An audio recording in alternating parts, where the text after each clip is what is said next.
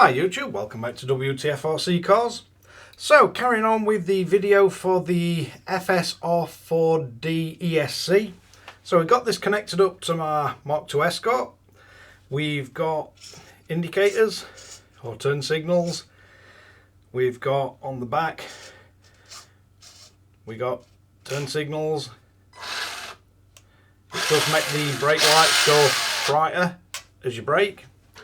And then on the front we got a whole load of different settings where we can play around with lights, but basically we can turn them on and off, and then we can change all the light patterns, what they actually flashing, and you can turn them all on and off and everything while we're doing this. But quite a good lighting kit, quite a lot to play about with. So let's bring you in for a close-up look, show you how we got this wired and set up on the G11P. So our basics of what you're going to need to make this work: you need the FS R4D ESC. It's also badged under Hobbywing 711, I believe, something like that, which is the one I've actually got in Escort, but it's all the same receiver and ESC. And for me, I use these little Dumbo RC lighting kits, and they're pretty cheap. If I can find a link, I'll leave it in the description. But these have all got the standard 2-pin plugs, and we just pop them into the receiver ESC and then work them all into the actual RC itself. I always have one of these kits kicking about because they come in handy in case you rip cables out and you can't solder them back on. But yeah, really nice little kit. And then basically the wiring is top, flash, tail, head, and then right hand turn signal, left hand turn signal. So let's get the RC itself. So let's grab the RC and let's see how we go about wiring this in. So as you can see, it makes a very tidy install. We've just got as little ESC,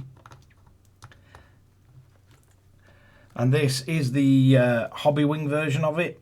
It is the HW711, but it's exactly the same as the Flysky one, just slightly different sticker on it, and this has got a metal switch rather than a plastic housing and a slightly bigger heatsink, but basically it's the same thing.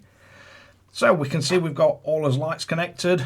We've got a stop and turn on the rear, and then on the front we've got us turn, headlights, spotlights, and the other spotlights on top. So if we drop that on, so we got a body shell where it needs to be, and hopefully you can see from that it's a really tidy install. So let's see what this lighting kit can do. So if we turn, we get us turn signals. I know that's not everybody's favourite, but it is what it is. As soon as you start to turn, you get the turn signals. Then we've got the button that turns us lights on and off. We've also got a button that can put us hazard lights on. So if we flick to the rear of the RC, you can see what's going on around here. So if we turn his lights on and off, we've got his hazards, and then if we turn, we get his turn signal indicators. And on the rear, if we brake, it does make the backlights brighter, so you do get an increase in the brake lights. It's hard to tell under the bright studio lights, but we get a flash pattern on his blue lights depending on where you plug them in. Then if we double tap the one that puts us indicators on and off, so the one for us hazard lights, if we double tap that, you can see it's changed the mode of the lighting. The headlights have gone off, but these have stayed on. Your first button for turning lights on and off is now disabled, and if you hit the throttle, your headlights will come on. If you let go, it goes off. And if we go around to the back, if we hit the throttle, we get nothing. If we brake, we get brake light. If we reverse, we get the rear lights. But I think they call that sport mode. So forward puts on the headlights, reverse puts on the tail lights, brakes puts on the brake lights. Then if we double tap as hazard button again, we get another lighting mode. So this time your on-off button turns the actual lighting mode on and off, and we get a steady glow all the way around on all the lights.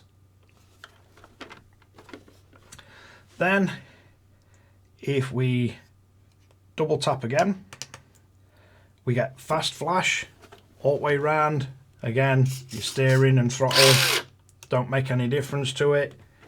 It's just sort of an exhibition mode. And again, your on-off button does turn the lighting on off. If we double click again, we're back to just as stock running, where we can turn his headlights on and off and his tail lights, and then we've got these lights glowing. This is what they call 4-channel mode.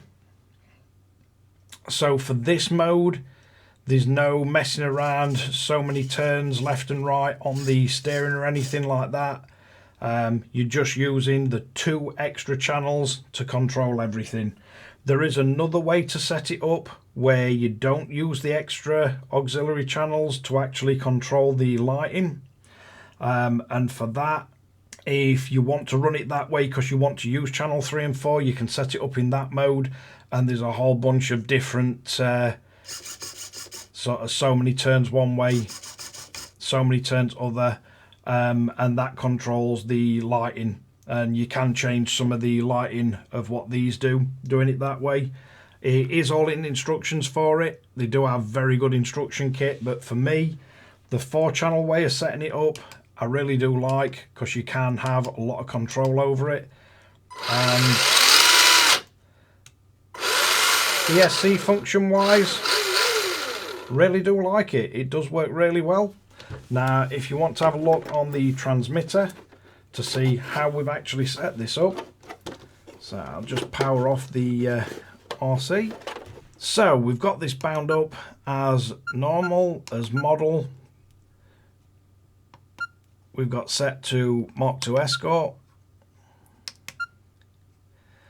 Now, if we go into RX set, this is how we've got it bound. So routine 2-way ESC, and then just bound up.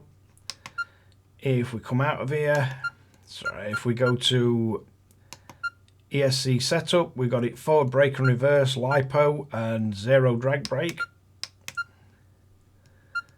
Then if we go to his auxiliary channels, we've got K1, which is lights on off. So we can go in here and we can change this. Let's see if we've got something that makes a lot more sense.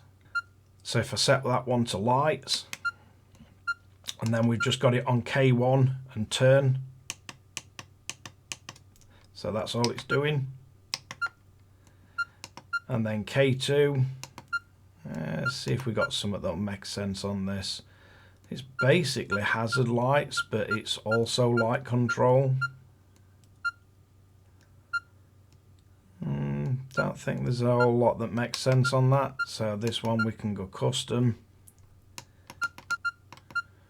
So if we set this one to light M for light mode, and then again on K2 we've just got it set to turn. So when we're changing as light modes, basically this is all it's doing: on off for the hazards, or double click just goes all the way on and then off, and that's enough to change the actual modes.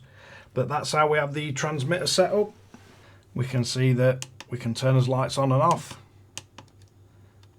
we can turn his hazards on and off, and we can double click to change the actual light mode.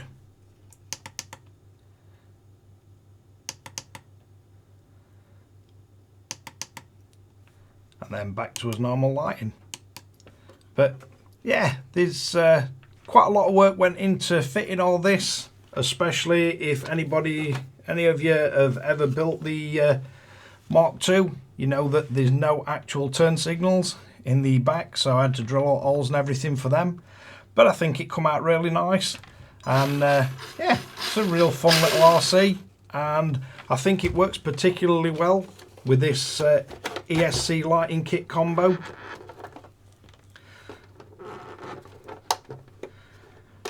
For me, I think most of the Tamiya cars, or Tamiya, would work exceptionally well with this ESC light controller and receiver all in one.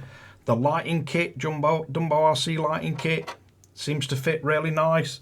Just got to be careful you don't get it wrapping around the drive shaft on this, but it's not really a problem.